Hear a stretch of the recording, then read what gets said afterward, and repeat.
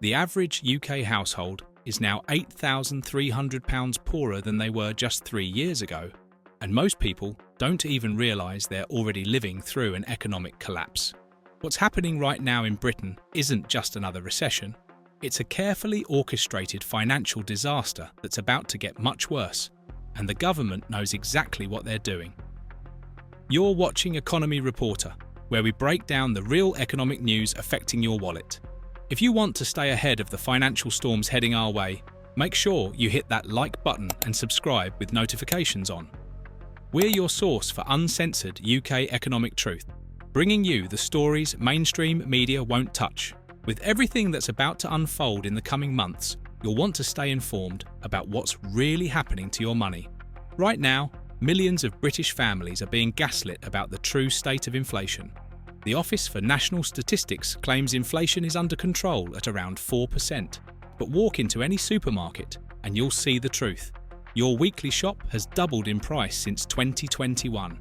Energy companies are posting record profits while the average household energy bill has increased by 94% in just 2 years. They're playing a dangerous game with the numbers, excluding the very items that matter most to working families.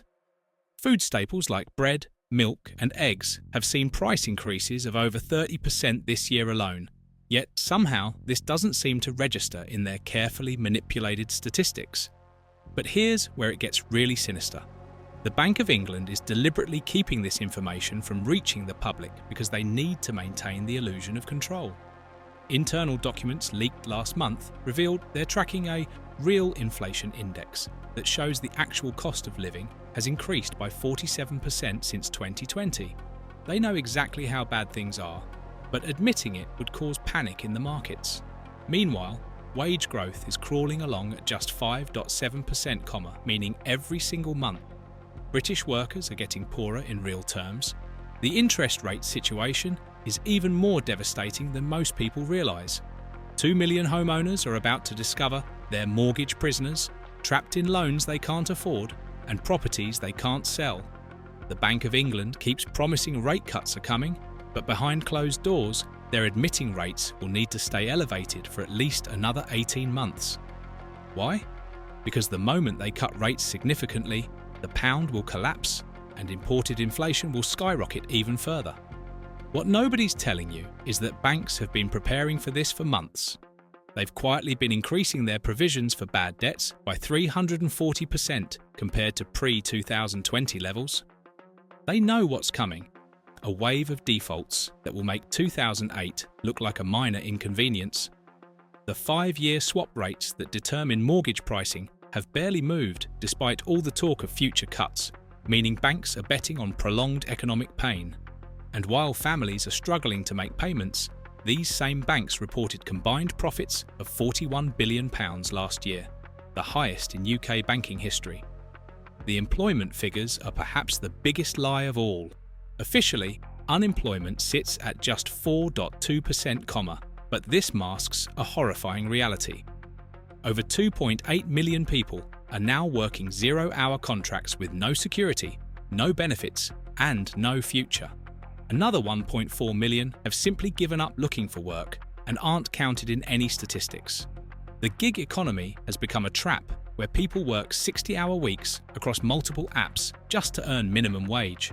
Young people are facing the worst employment crisis in generations, with graduate unemployment hitting 18%, the highest since records began. And the automation wave that's already started will eliminate another 3 million jobs by 2027. Major corporations are accelerating their AI adoption plans, with banks alone planning to cut 114,000 positions in the next 2 years. Customer service, data entry, even junior legal and accounting roles, they're all being replaced at a pace nobody anticipated. The government's retraining programs are a joke, offering courses in skills that will themselves be automated within 5 years. This isn't speculation anymore. Companies are openly discussing these plans in their investor calls. The property market is experiencing a slow-motion crash that's being deliberately hidden from public view.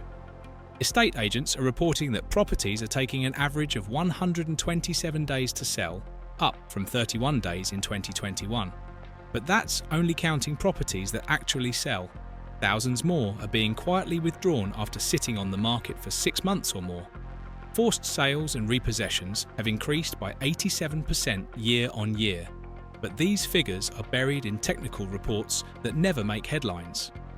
The buy-to-let exodus is creating a rental catastrophe that's about to explode. Over 400,000 rental properties have been sold off in the past 18 months as landlords flee the market. This is pushing rents to insane levels. The average UK rent has increased by 12% this year alone, with some areas seeing 30% jumps. First-time buyers are completely locked out, needing an average deposit of £62,000 just to get on the ladder. The government's Help to Buy schemes are nothing more than debt traps, loading young people with loans they'll never be able to repay. Meanwhile, foreign investment firms are quietly buying up entire neighbourhoods, turning Britain into a nation of permanent renters. But wait until you hear what the latest budget really means for your finances. Behind all the political spin, this is the most aggressive tax grab in modern British history. The national insurance increase isn't just hitting your paycheck. It's going to trigger a wave of small business failures.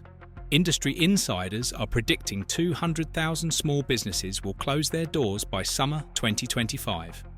The stealth taxes are even worse. Frozen tax bans mean 3.2 million people will be dragged into higher tax brackets through inflation alone. The pension changes they've snuck through are absolutely terrifying. They're essentially forcing pension funds to invest in British infrastructure projects, which is code for throwing your retirement savings at failing government vanity projects. The lifetime allowance changes look generous on paper, but they're designed to trap wealth that can then be raided through future tax changes. Public services are collapsing despite this record tax take.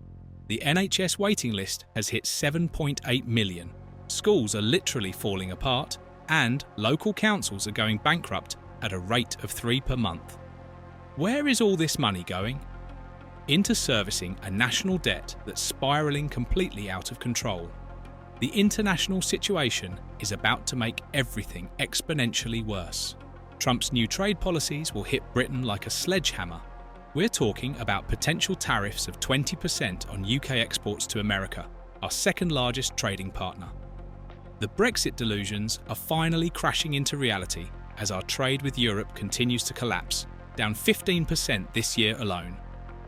We're isolated, weakened, and about to be picked apart by larger economic powers. Global recession indicators are flashing red across the board. The bond yield curve inversions, commodity price collapses, shipping rates plummeting. Every single metric that predicted previous crashes is screaming danger right now. China's property market implosion will send shockwaves through the global financial system, and Britain's exposure through our banking sector is massive. The euro is on the brink of a crisis that will make Greece look like a minor hiccup. When this domino effect begins, probably triggered by a major bank failure in Germany or Italy, the UK will be caught in the tsunami with no lifeboats. Here's the timeline nobody wants to admit. By March 2025, we'll see the first wave of mortgage defaults hit the news. By summer, unemployment will spike as companies implement their planned layoffs. By autumn, the property market will be in full crash mode, with prices dropping 20 to 30% in some areas. And by this time next year, Britain will be in the deepest recession since the 1930s. The middle class is about to be systematically destroyed, with only the very wealthy and those with nothing left to lose surviving relatively unscathed. The young, the indebted, and anyone within 10 years of retirement will be hit the hardest. But here's the thing. Those in power know exactly what's coming. They've positioned themselves to profit from this collapse. While you're being told everything is fine, they're moving their wealth offshore, converting to hard assets, and preparing for the greatest transfer of wealth from the poor to the rich in British history.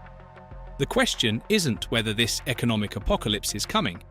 It's whether you'll be prepared when it arrives. Most people won't be.